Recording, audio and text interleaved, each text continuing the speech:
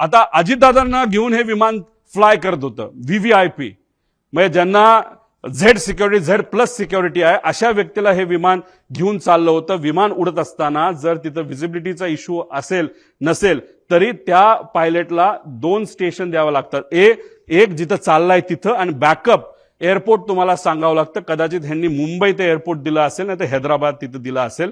आता तिथं go around करत असताना एकदा ट्राय केला, दुसऱ्यांदा कदाचित त्यांना ते दिसलं नसावं. त्यांनी सांगितलं हो दिसलं, पण दिसलं नसावं, तर तिसऱ्यांदा राऊंड घ्यायला पाहिजे होता, पण ह्यांनी तो घेतला नाही. दुर्दैवाने सेकंड अटेम्प्टलाच त्यांनी तो प्रयत्न केला. जी घटना घडली ती घडली. आणि दुसरं कसं असतं, ह्यांना पुढे कुठे जायचं होतं, अजित काकांना घेऊन हे कुठं जाणार होते, बारामतीला जाणार होते, आणि बारामतीवरनं हे कुठं जाणार होते, शमशाबाद ते पटना, तिथं कोणतरी व्यक्तीला तिथं घेऊन जाणं. म्हणजे ह्यांना घाई होती, नाही बाबा जायचंच आहे, नाही तर 10 लाख रुपये आपलं जे भाडं आहे ते त्याच्यामध्ये बुडू शकतं. आपण पुण्याला गेलो तर हे भाडं आपण बारामतीला पोहोचू शकलो नाही, तेही पैसे आपल्याला मिळणार नाही. म्हणून कुठंतरी या कंपनीकडनं या पायलटवर प्रेशर होतं असंही आपल्याला त्या ठिकाणी बोलता येईल.